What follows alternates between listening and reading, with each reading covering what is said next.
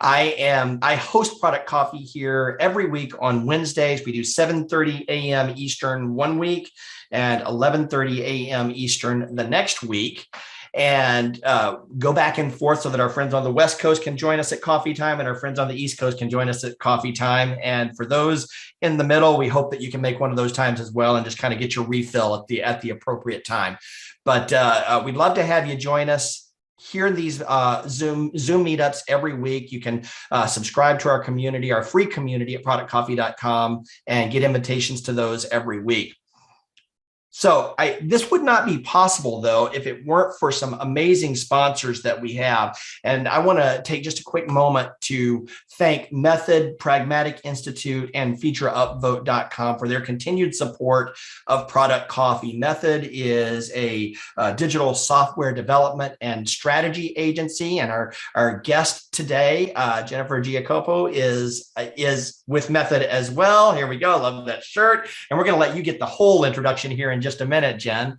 And so Method has been supporting Product Coffee almost since the very beginning, steps in and really make sure that we have what we need to be successful and bring these sessions to you every week. Pragmatic Institute has been training product managers, product marketing managers, and now data scientists and designers as well. They've added to their portfolio of courses and trainings since the very beginning of the product management career path, especially as it relates to technology. They've got one of the world's most recognized frameworks and one of the world's best recognized training programs. If you're considering training for your team, take a look at Pragmatic Institute's offerings. And Feature Upvote is a tool for gathering feedback from your customers on what they'd like to see in your product, what's working for them, what's not. And customers can make a suggestion about your product, and then others can vote on that suggestion to raise up the value and the visibility of it. You can communicate with them and interact with them. That tool is a really inexpensive, easy to implement tool. You can see it in action at productcoffee.com/ideas, where you can make suggestions for sessions that we would have here at Product Coffee and vote on the suggestions that you see there as well. Productcoffee.com/ideas, thanks to Feature Upvote. So with that, I do want to shift gears and start pointing out a couple of resources. So if you go in your browser to productcoffee.com/now, you will see that there is a document there. There's a page there with information about today's session. It's got a link to Jen's LinkedIn profile, as well as to Method and the careers page at Method, who currently does have some really interesting openings you might want to check out.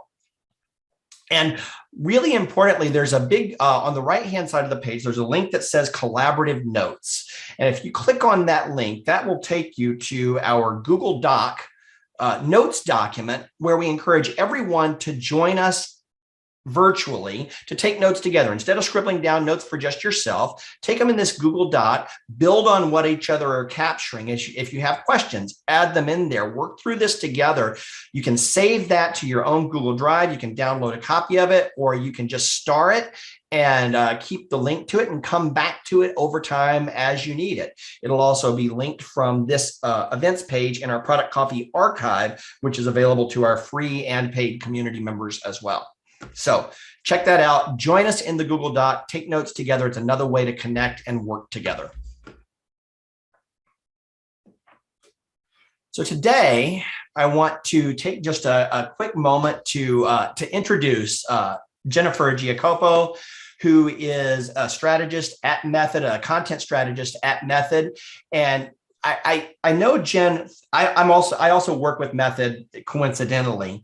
And I came across Jen's session. We were doing an internal brown bag lunch and learn, and she went through this session on the intersection of content and product strategy. And it was so engaging and such a great view into how content literally plays into all the thinking about your product strategy. I felt like the Product Coffee community would really enjoy the session and really learn a lot from a perspective that we don't usually talk about.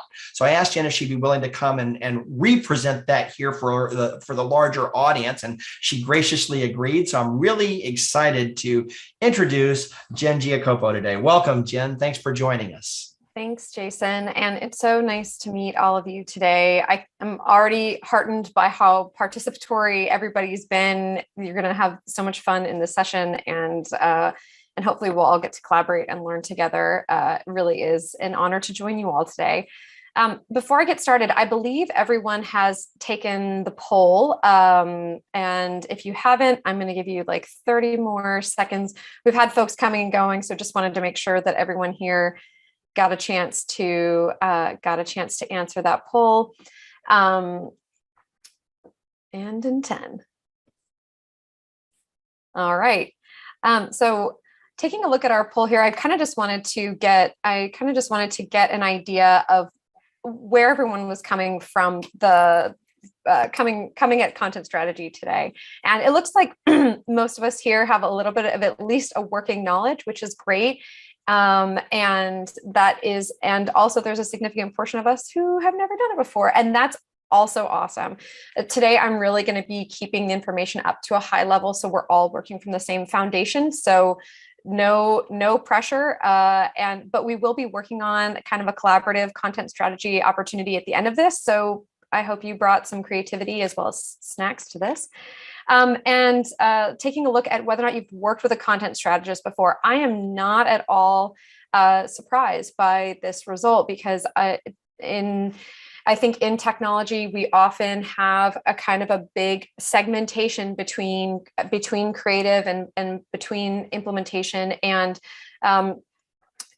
I think that we are actually doing ourselves a disservice. So with that, I am going to go ahead and start sharing my screen. If I can get this to go, 1 second. All righty. And you should all be seeing my screen. And let me just jump into the presentation here. All right, everyone got a full screen on the presentation? Give her a nod. Okay, gorgeous. It's the obligatory ask. I know it's working, but you got to do the obligatory ask. So welcome, everyone. As Jason mentioned, my name's Jen Giacopo. I am a lead product strategist at Method. I have been working with and for Method in various capacities for about a year now.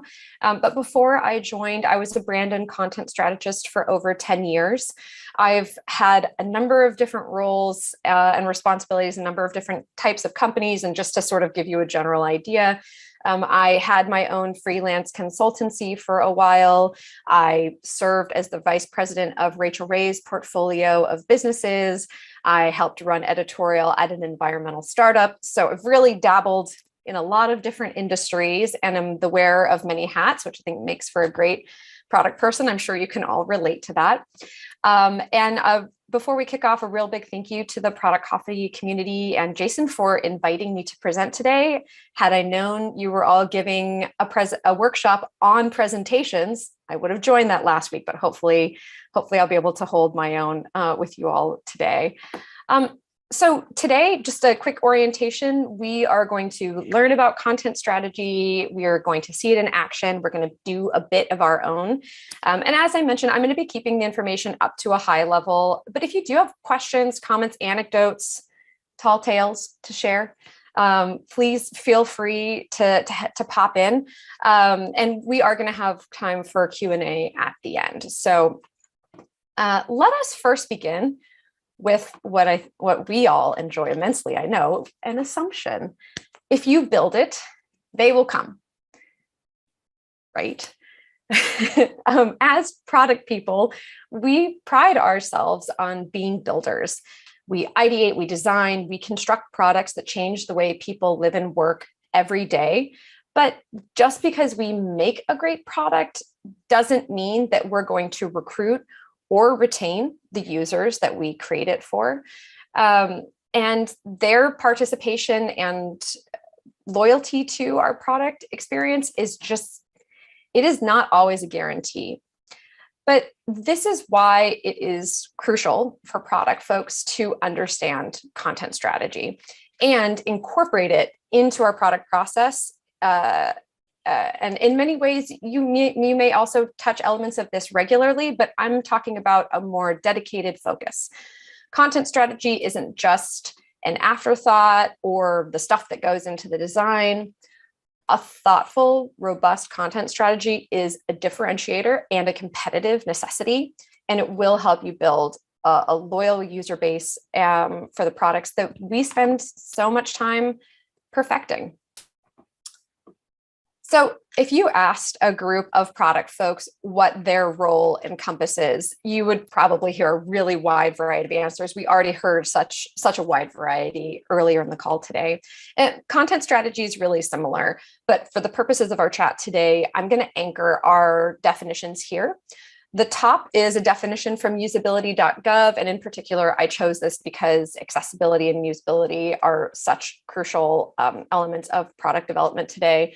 And then also a more casual definition below that I like to use when I'm explaining this to, maybe people in my family, like my mom or my brother.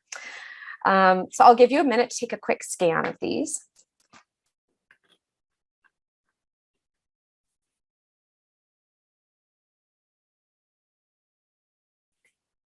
So if our content strategy defines how our content is created, distributed, and managed, a subset that I want to highlight is also our content design. So the application of words to visual design. You can have design without strategy, but I would relate this to, asking one of your graphic designers to create something without a visual style guide. You'll always have a better design with strategy in place. And so for the simplicity of our chat today, I'm not going to pull out content design as a separate entity from content strategy, but it is a crucial piece of it. So if it's a header on a page, an article on a blog, a video, an image button, a graphic, it's all content. So if you went out to set your own content strategy today, you'd want to make sure that you could answer all of these. What are we trying to do? How is this going to support our brand? Who's our audience? What are we going to publish? Where is it going to go? How are we different? How are we going to promote our content? And how are we going to know we're successful? More and more, clients are asking for this type of work, and those could be internal or external clients. And they're looking for this type of work to be included in the products that we build. So you could break up this work into 4 separate quadrants. We have our strategy which is addressing the why and how of our content based on our customers and needs and our business's needs. We have our experience, where we plan and consider content across the customer journey and within our enterprise systems. We have our governance, how our content is created, managed, published, and measured. And we have our evolution. How are we going to sustain and manage the life cycle as our product matures and changes? So if we were going to jump in a little bit more detailed in strategy, we might be thinking about what's our mission, our vision, our point of view, our voice, in experience. What's our design system? What's the content ecosystem? Are we just going to have the written word? Are we going to have videos, text, podcasts, something we haven't even created yet? What's our customer journey? In governance, we'd be thinking about, who's responsible, who's consulted, who approves, how we're going to measure performance, what tools we need. Even digital best practices like SEO and accessibility, which we'll talk a little bit about later, are going to be considered. All of our different hierarchies. Our information architecture lives here too. So as we can see from all of this, content strategy encompasses a number of departments. It's not just a writer huddled over their thesaurus in the corner of the office, although you probably will need one of those, but it's also marketing, engineering, and product. I personally have never worked on content strategy and not collaborated, at least with design and engineering, but usually sales and marketing comes in here as well. So let's take back and consider something we're all familiar with, the customer journey. And I know there's a lot of different ways to visualize this. This is the one I have chosen today. Having a strategy in place for what content your customers will see at which points reinforces the value of the product you're creating all along the way. So, thinking about an unmet need, perhaps our potential customer is on LinkedIn and they stumble upon an article written by a thought leader at our company that they shared on their profile. And then maybe they're considering, an answer to their particular needs, and they read a detailed case study on our blog. And then in making a decision, the really clever, compelling copy on your website prompts a purchase. And then when they're getting started, the video they watch when they first use the product really reinforces the value of it and that they made a great choice in buying it and choosing to be a user. And when they're in this manage and stay portion, maybe we're really driving their loyalty home because we have an incredible weekly newsletter or podcast that they engage with regularly. So where all this content lives, how it brings your users in and captures them, how it helps them understand your product and keeps them excited about it, you can really start to see why having a grasp of this realm will give you a more robust product experience.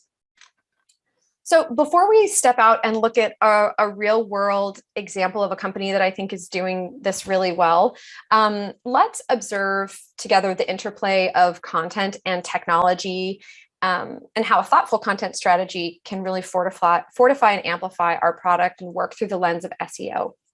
So it used to be that folks who specialized in SEO worked night and day to optimize keywords and create robust backlinking strategies. And while these are still super important, the more qualitative qualities of your website, like your user experience and the authority of your subject matter experts who are maybe writing blogs for you, qualities like this are rising in importance in search.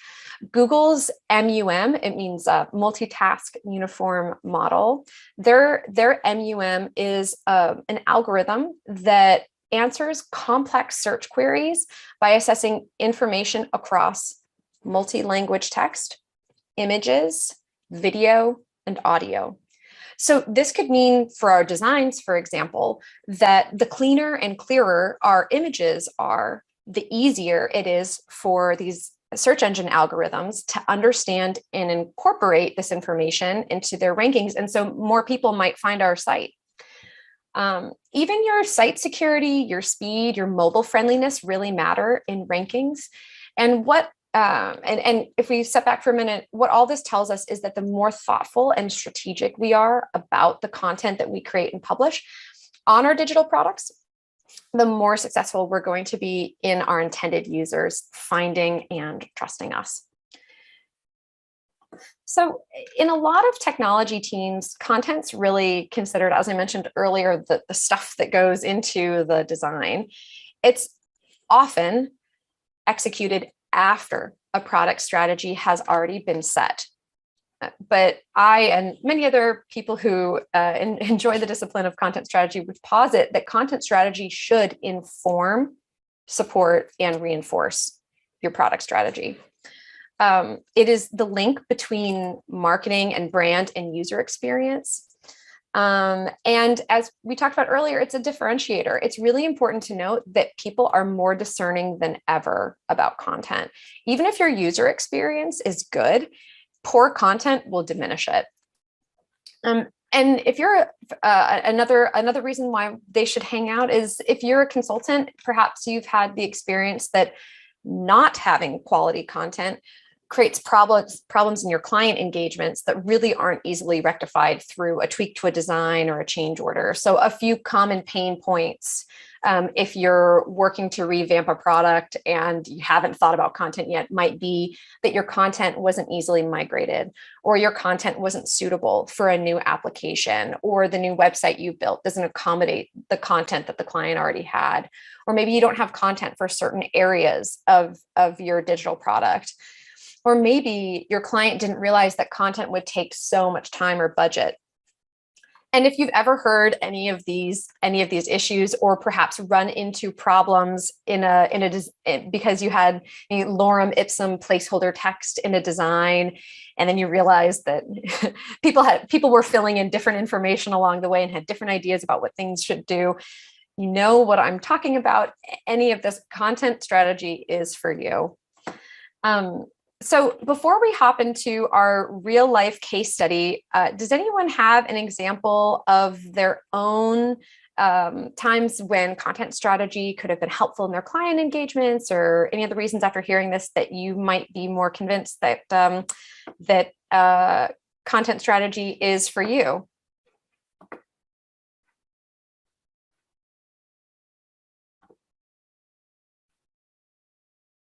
You should be able to just take yourself off mute if you want to. Yeah, please jump in. And if everyone's feeling shy, that's okay.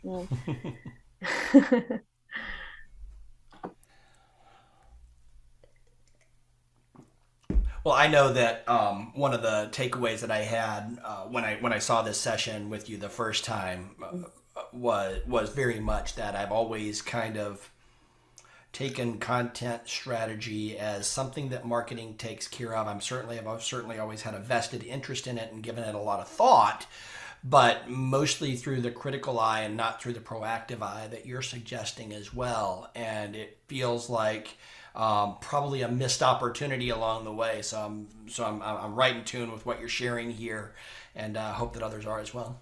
Amazing, amazing. So let's go see this in action, and I'll start sharing my screen again. Great. By the way, if you do presentations, Canva is a lot of fun. Not the ones we're going to talk about today, but got to give them a plug. So has anyone here ever used Lemonade Insurance before? They're an online insurance provider. They have done a really exemplary job of making the process of obtaining, understanding, and paying for insurance crazy simple. And as someone who hates insurance, this is a big compliment. So they use behavioral economics, chatbots, AI. They're really advanced and interesting. And we can already, just scrolling through their homepage, we can start to see their content strategy in action. The words they use are casual and disarming. The design really follows suit with friendly fonts and illustrations and a really vibrant and simple color palette. They even have videos that show users exactly what is going to happen. Sure, they designed a really super simple app with a friendly assistant, but they also really manage expectations by showing you what you're going to get before you even download it, which is really neat. And even if you're not in the market for insurance, it's just kind of a cool experience to go through. I'd recommend just giving it a whirl. So I also want to hop through some of their other resources as well. So in May of last year, or as of May of last year, Lemonade's site ranked for over 30,000 keywords in the US. And I know you all aren't content strategists, but let me tell you that is bomb. Their content covers really timely topics like crypto or climate change, and then also practical issues like winterizing your home and horrible roommate stories. And this really gives them an incredible amount of leeway in promoting their content across social, newsletters, and more. Even their FAQs are really friendly and relatable. Which, if you've ever had a question about insurance, it can just always feel so intimidating. So I think this is incredible. They even have a really they even have a really chill insurance dictionary, a phrase I never thought I would even begin to say. But if you were curious, for example, on what indeed a named peril is, they will tell you and they will demystify it. They have a medium for lifestyle and political issues, which is a really interesting position for an insurance company to take. And then on the flip side, their Instagram contains imagery from amazing artists. You can see how they really support their community. Like I was going to show, I thought this one was pretty fun. There's music that goes along with this, but just this is not content you would expect from an insurance provider. So you can see how all of this really provides a rich environment for their product to grow in. It all really feeds and nurtures itself, and it provides many different opportunities for insights in the ecosystem that can be utilized elsewhere. You could look at this all, and if you were trying to define the vision for Lemonade's content strategy, you might say something like, to show people how easy it can be to get and understand insurance. It's not scary at all, something like that. So I'm actually going to now ask you all to come and join me in a fig jam, and I'm going to go ahead and actually stop sharing. So what we're going to do today is pop over to our own mock-up opportunity to do some content strategy brainstorming. So I've jump-started us with a few materials. Welcome to Slice Spotter. We are all now content strategists on the Slice Spotter team.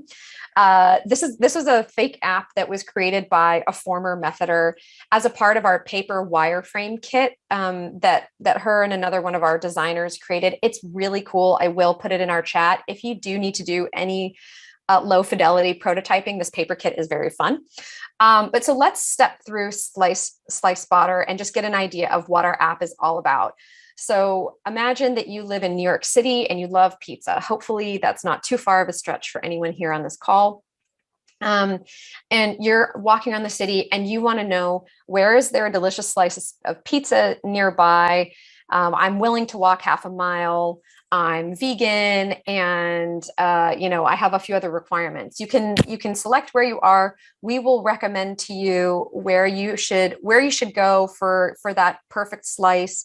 You'll see ratings, pricing, and then if you want to grab directions, we can get you there. You can even place a pre-order, and then after you've gotten your slice, we'll ask you for a review.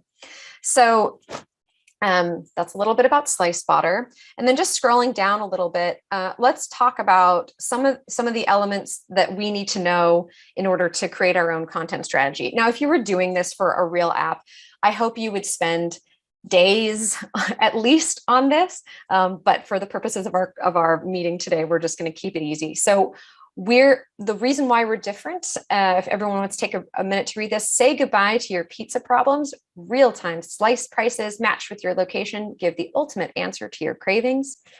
Our content strategy goal today is user acquisition. We are going to try and think about getting as many people as possible to try to download and try Slice Spotter. If we think about our voice, we're really clever by nature, so our brand voice is as well. You can think about us as the best friend. You always text for the best recommendations and places to go, things to do, and of course, what to eat.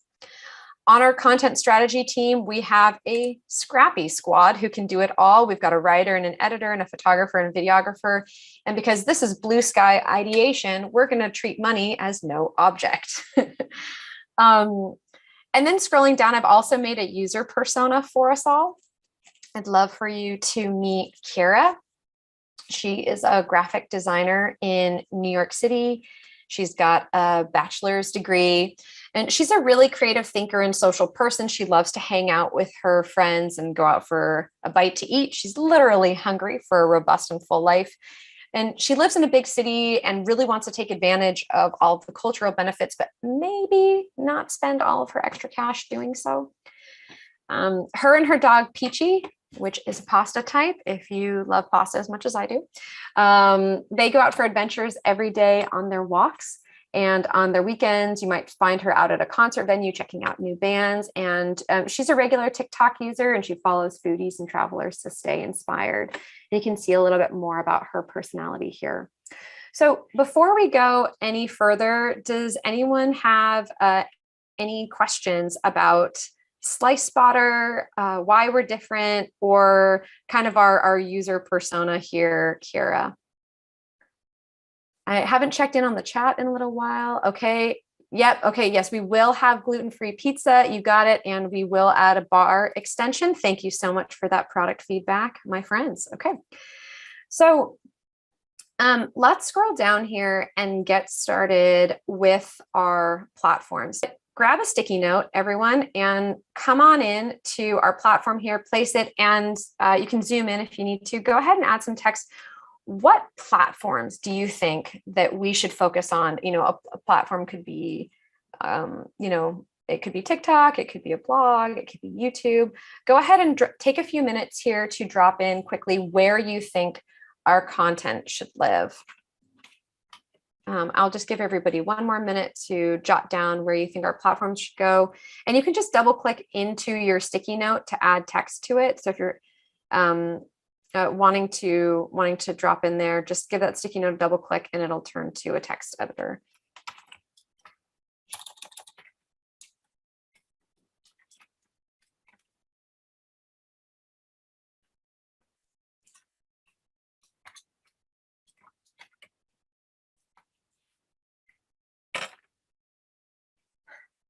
Okay, great. So let's pop in and Bruce, I volunteer you as tribute. Can you talk to me a little bit about why you picked these particular platforms? And everyone's totally allowed to talk and contribute. Please don't feel shy. There are no wrong or bad ideas here. We're all practicing. Well, thank you for calling on me. I mean, the first one is obvious, your product website. That's just so obvious, I guess. But depending on your the nature of your product or your service, social media is important outlet also. I come from more of a consumer products background, so obviously they use a lot of social media. But even if you sell something industrial or whatever it is, LinkedIn, you want to make sure all your content is consistent across all of these channels, for lack of a better word. And then paid media, of course, if you're out there, advertising, again, it all comes down to consistency. Make sure your message is consistent across these channels and all of them. Awesome. Thank you, Bruce. That's really thoughtful and considerate. And for sure, this is a consumer facing product. And we do have we do have to reach those consumers where they are. And again, I know we're kind of in marketing realm, but it will all come into play. All right, who wants to pop in next? How about Ramesh? Do you want to jump in? And I hope I pronounced your name correctly. Yeah, that's good. Yeah, so again, I again, like Bruce mentioned, I mean, I assumed that the product, our main website is already taken care of. So I noted the channels outside of the our website. So I thought that the TikTok and Instagram are the popular social media sites. So I thought we should do it.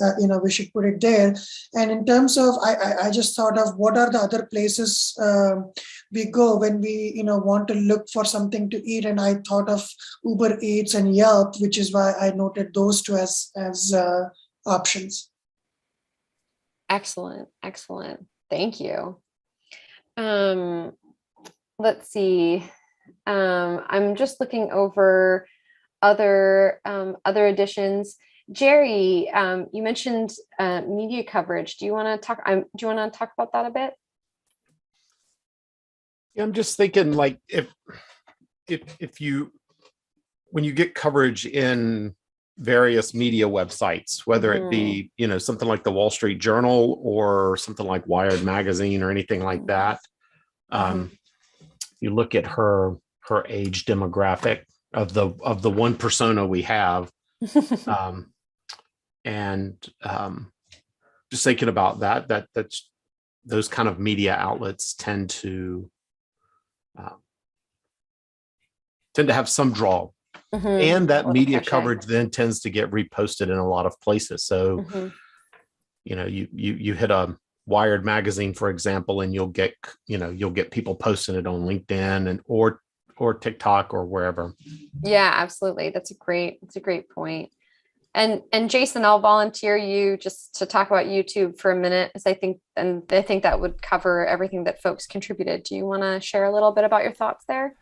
Sure. I think oftentimes people do more and more, depending on the type of environment that you're living in or the types of things that you're interested in, people do migrating more and more to find answers on YouTube to questions that they have. So very often Google will prioritize YouTube or video search results, especially if you're a regular YouTube user. So if I went to Google and searched for exactly what I'm looking for, pizza, it's very likely that videos about pizza in New York would surface very quickly. So that gives me an opportunity here.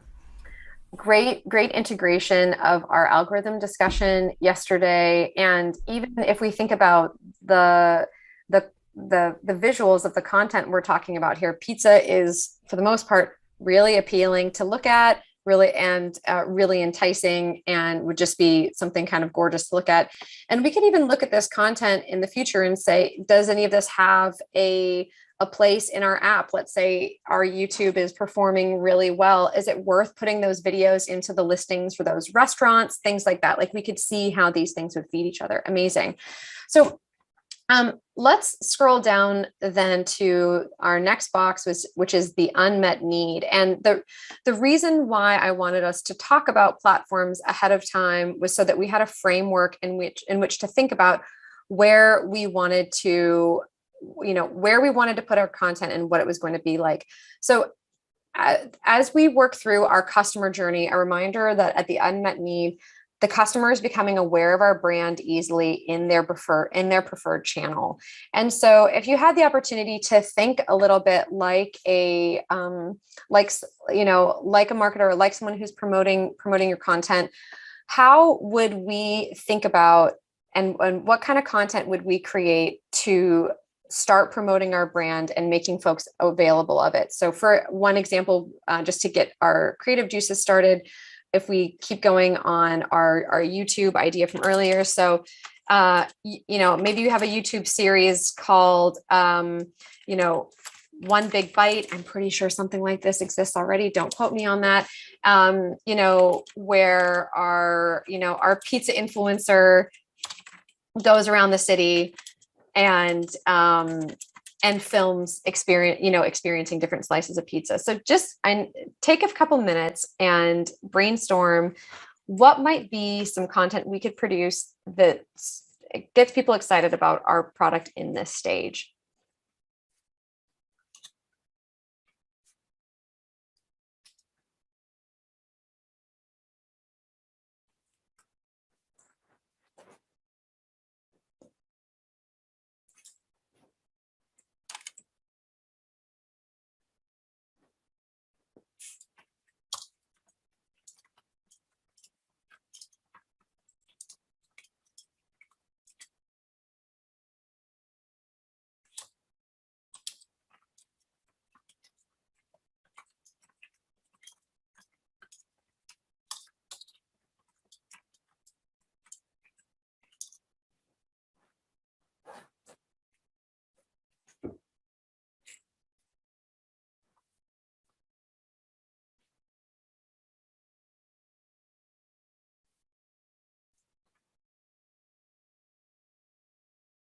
I feel like I should have had cool music playing during this time to get our juices going.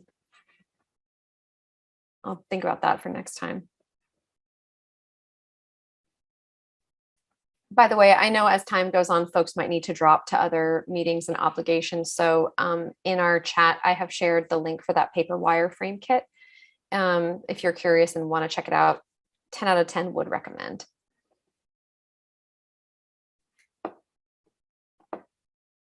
I'll also add this to the event page so that people can find thanks, it as a Jason. resource too. That's great. Yeah.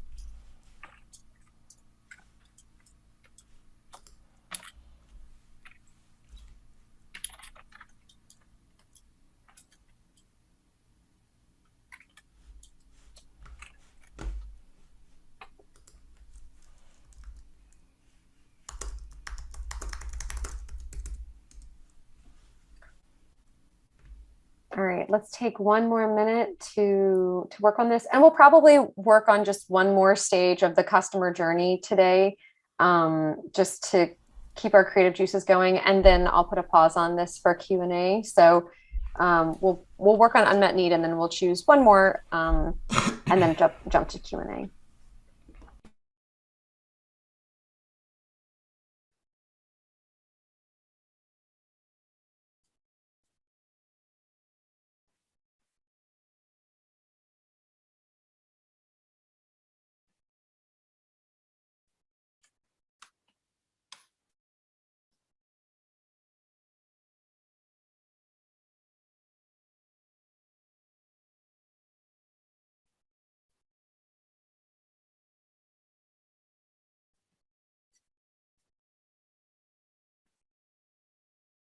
All right.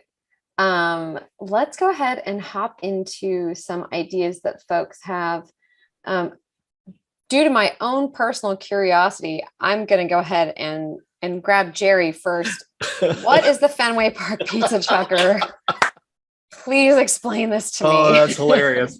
So if you Google Fenway Park Pizza Chucker, there was this guy back in, I don't know, I think it's 2007, 2000, early 2000 timeframe. And in one of the televised games, apparently he was arguing with this other guy in the stand, and a foul ball comes into their area, and on camera broadcast to, all of the world that's watching, this guy chooses this moment to throw a slice of pizza at the other guy, and it's all caught on camera. And of course the announcers now play that into the game. It's a really funny story. So this is amazing. And you've definitely hit you've struck a great tone, which is capitalizing on the zeitgeist of the moment to help amplify your app. Now, Fenway Park is in Boston, and we're a New York based app, but I will allow this exception because it's amazing. I would be concerned about getting people excited about throwing pizza at each other during professional sports games, but I don't go to professional sports games. So if that chaos ensues, I'm not a part of it. Well, you see, here's the connection to New York, because New Yorkers love to throw things on the field. Like, it just happened this week. The New York fans were, I think it was yesterday or the day before, were chucking things on the field at the other team. So I thought you were just going to say New Yorkers love to throw things, full stop. And that's also true. Amazing. Jerry, is there anything else you want to talk about with the group? No, that was the first thing that popped into my mind, is like how to get it out there and connecting it to something as funny as fans throwing pizza. Oh my gosh. Amazing. Let's pop over to Minesh. I'd love to hear more about your idea.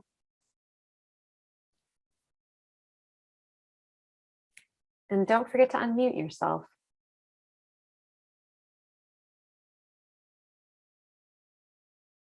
Here, we've lost Minesh. Minesh, we will summon you back another time. Jim, you wanna come in and tell us about your idea? Yeah, I just thought another series of quick videos for social media content, sparking up excitement around those topics that we can often disagree on pizza. Does pineapple belong, yes or no, and have two people just kind of going at it of trying to convince each other that their position is right. And you can see, I was just trying to come up some topics. I guess if we're a New York-based app, I would imagine the Chicago style is a hard argument to win there, but could be entertaining as well. Absolutely. Absolutely. And before everybody's wondering how we've wandered so far off into marketing and not into product, I was already starting to think with this really cool idea, Jim, and people love a this or that. So great, just a quick validation on your idea. When I used to work for Rachel Ray, it was chocolate chip cookies, soft or crunchy, peanut butter and jelly, grape or strawberry or whatever. Like, you'd pick these different things that people feel really passionate about. And it's a great idea. But when I think about tying this content back to the app, maybe we find out that debates like these are really popular with our users. And is there a way for us to integrate them into an app? Maybe there's some sort of seasonal March Madness type event where the more you go to certain places, they win in different brackets, and we've got a great debate of New York versus Chicago, and people are going to their favorite pizzerias. Or, maybe there's a special pineapple icon you can activate if you love pineapple and you want to find all the best pizzas with pineapple on them in the app, because we find out that people really love this. So while it is really fun and silly, we can also be doing user research a little bit and a little bit of discovery to inform our app. So great idea. Bruce, you want to talk about your idea? Sure. Yes. Anyway, just really comes from you said it's something to get people engaged, I think, or meet their unmet needs. So, it really comes down to like marketing, what makes your product different and better, product differentiation. So one idea here is to simply talk about your ingredients. I go to so many restaurants and they say everything's locally sourced and things like that. So that's something that I think more and more people care about lately. And, fresh ingredients. If you're here in Atlanta, if you've ever been to Antico Pizza, they kind of redefined pizza with the thin crust and homemade mozzarella and stuff like that. So anyway, that's a way to get people hooked on your product. Yeah, absolutely. I think it's Antico. Antico. Ooh, good to know. I have not heard of this. But yeah, should we offer more advanced filtering options within the app so that people can really drill down? Maybe in our MVP, we're just focused on distance and price and rating, because those are sort of the easiest things for us to aggregate. But over time, perhaps we should have more minute filtering, for folks who have a specific craving that they really want met. So that's very cool. All right, let's see. I had a really fun idea that I wanted to share, and this might be a slight modification from the previous session, but I thought it'd be really cool to do a pizza scavenger hunt. So like all of a sudden our big slice icons are all over the city. Maybe they're in pizza shops, or maybe they're like painted on the sidewalk or billboards or wherever, and you can take photos of yourself and tag and share to social, and maybe you get a discount or your free first slice, something like that. I'll let the engineers work out how to implement that, but something fun where we're kind of generating awareness and getting people into the app. All right. And since Manesh, I think is not here, Ramesh, do you want to hop in and tell us about your idea?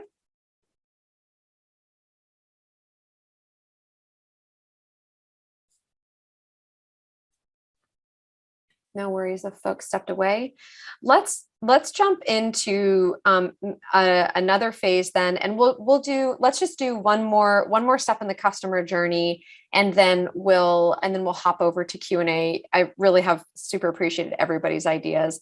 If you wouldn't mind, over here in FigJam, join me now in getting started. Let's hop a little further down into the customer journey, and maybe a place where more of us have worked or feel a little more comfortable. So in getting started, again, our customer is going to gain confidence in their decision to choose our product.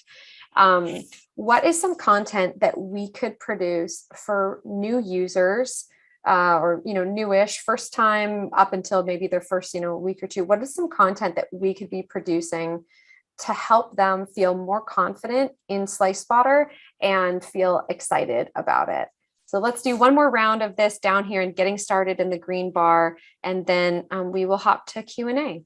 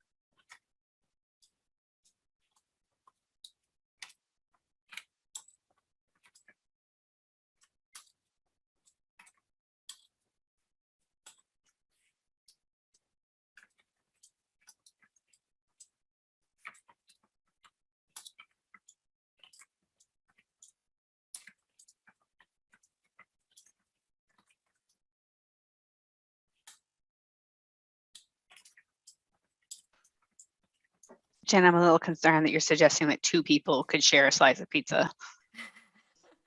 That sounds like a great way to get stabbed in the eye with a fork.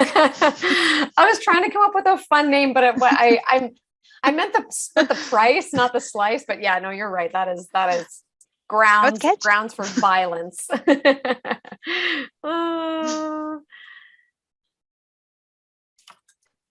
I'm gonna have to workshop the name.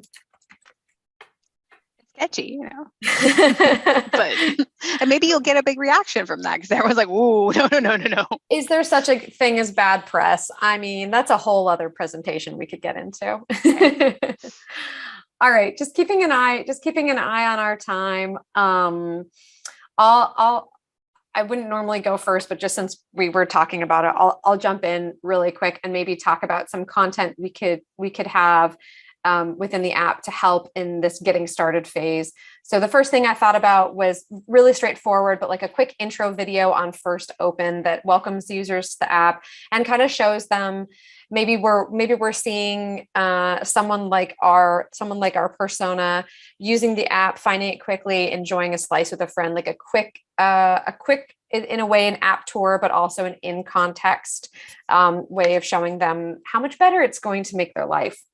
Another idea I thought about is a chat bot in our app that's always available to answer questions. I mean, I think we're such great product managers that they're not even going to have questions, but hey, if they do, there's this chat bot who's always available to answer questions and maybe even have them help them find a slice in his future iterations. Maybe he could be Peter, the pizza concierge, and you tell him what you want and he recommends a spot for you. And the last was a controversial promo. Slice on a split a slice, haven't quite figured out the name. But if you bring a friend on your first slice spotter trip and buy one, the second one is on us to 1, get you excited about using the app, and 2, get your friend maybe excited to download it too. And pizza always tastes better when you get to enjoy it with a friend. So those are my ideas. All right, Jerry, you want to tell us about your ideas? Yeah, just like providing reviews or feedback from other users, either on the app or on particular pizza places, like a star type system. The first 2 kind of go together, recommendations, a star type system. Actually, I'm kind of fond of the last one of all of them, like streaks, being able to say how, or achieve, achievements and streaks. Those kind of things are kind of appealing. How many days have you used the app to find pizza? Streaks is great. I feel like if we do streaks, we're going to have to organize like community meetup fun runs where we at least run from one slice to the other just to help people. Right. Yeah, I was going to say, do we have to have any sort of liability waiver that says streaks, achieve streaks at your own risk? That's amazing. And maybe our streaks are like you build your own little pie, right? Like there's 8 slices in a pie. And if you fill up your pie, then you unlock something. That's very fun. I like that a lot. They pass out Lipitor at each stop. Gonna upload a video of doing at least 20 jumping jacks. Jason, why don't you tell us about your ideas? Well, I was thinking kind of similar. Instead of an intro video, I thought maybe an interactive walkthrough of using the app to find unusual pizza toppings with an unusual pizza toppings guide, things that you wouldn't find everywhere. I can't remember, but there's a place, you probably know it, and I can't remember the name of it, but there's at least one that I've come across in New York. I don't know if you can get it by the slice there, but they have like really very unusual toppings from all over the world. You can get all kinds of strange things. I'll find it and Slack you about it later. It's definitely not vegan. It was like all meaty stuff. So yeah, but that was before I was doing that. So anyway, that's very cool. And then I also, I don't know if this was really quite in the vein, but I was just really thinking, I'm always thinking of the marketing side of things. And so similarly, deep linking in to pet friendly pizzerias that have spots that specifically welcome pets. I remember Kira was taking her pup around all the time, so might make it easier for her to find a spot that she'd like to go. Oh my gosh, that's amazing. I like that a lot. And the unusual pizza toppings is a fun way to show sort of like the unique value of the app, like beyond just finding pizza, like how we can really help you curate your own experience. That's a nice idea. Bruce, is there anything in the last minute or so that you'd like to share with us? Oh, I just, foodie or restaurant influencers. There's a lot of people, a lot of influencers out there, probably more than Sure we are. need. And if you can get them on early on and actually get them to like your product, of course, that just makes it powerful, and they'll influence all their followers. Though there's certainly some that are a little, I don't know, paid influencers. It's hard to tell from a consumer standpoint. Is this person for real? Is he's getting money under the table? So That's very true. That's very true. Well, thank you all so much. I'm going to go ahead and stop sharing now. Thank you all so much for contributing today. And I know that was more of a free thinking exercise, but I hope kind of what you gain from this is just seeing how if we can think a little more holistically outside of our product, we can find opportunities to really enrich the ecosystem in which it exists and grows, and kind of keep that customer cycle going. The time actually really flew. Does anybody have any questions in our last few minutes before we wrap up? I feel like you're all experts at this point now. You don't need me anymore. Leave the nest. Go find your pizza. I'm very hungry now, I can tell you that. Yeah. I should have warned folks to bring a snack. Kelly had said she was curious to learn more about the mix of product management and marketing. Kelly, do you wanna hop in here, or can I address anything specifically for you? Can you hear me? Yeah, I sure can. Okay. Yeah, just like I said, I'm coming from the product side. This is purely software back, and I know that the division between product management and marketing has learned tremendously. And what I see is this would have been all about marketing. So, is there any delineation that you'd like to highlight that Shoot, Kelly, I'm maybe losing just the last bit of your question there. You're talking about the division between product marketing, about product management and marketing, the lines getting blurry. Maybe if you want to type in your question, the last little bit there. I heard you, and then you became a tiny bit of a robot. And while you're the typing, best practices to separate the two. I'll go really quickly, Jason, and then we can wrap up. Yeah, I mean, this could be a topic for a whole other chat. But when I think about this, we think about the separation of church and state here. In a lot of companies, I think that marketing and product live too far away from each other.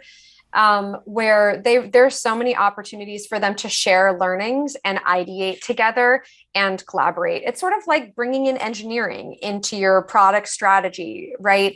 If folks don't have a seat at the table at a certain point, you could miss out on really creative ideas.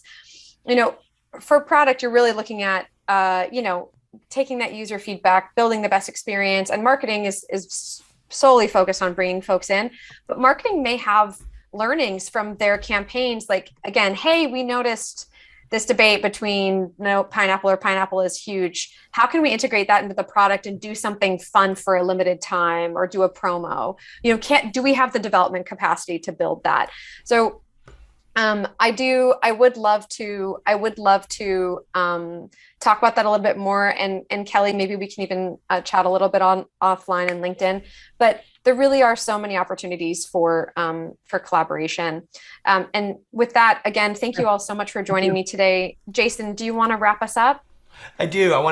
Thanks everyone for coming. Kelly, we also had a session back on March 2nd with Lori Hood, who's the CMO of Mobile Walla and a product marketing and product management expert. And we talked a lot about that delineation and how those two disciplines work together. We'll also be having on June 8th, we've got Martina Luchenko, who just published the book Loved under the Silicon Valley Product Group, also publishers of Inspired with Marty Kagan and Empowered by Marty Kagan, which is a book on technology product marketing. It's not so much about the separation, but really the synchrony and the necessity of product marketing in the product management viewpoint. Martina's going to join us on June 8th to talk about that book, and you can look at the resources page here at productcoffee.com/now and get a link over to that book as well. We got a lot of content on that and would love to talk to you about it some more. So, but I want to thank you, Jen, for leading this session. It was a great really session. Fun. And so nice to meet you all too. It was great to have you here. So I'm excited to join more in the future and learn from you all as well. So thanks for letting me chat with you today. Absolutely. So yeah, thank you again. Have a great day. Thanks for joining us. Bye.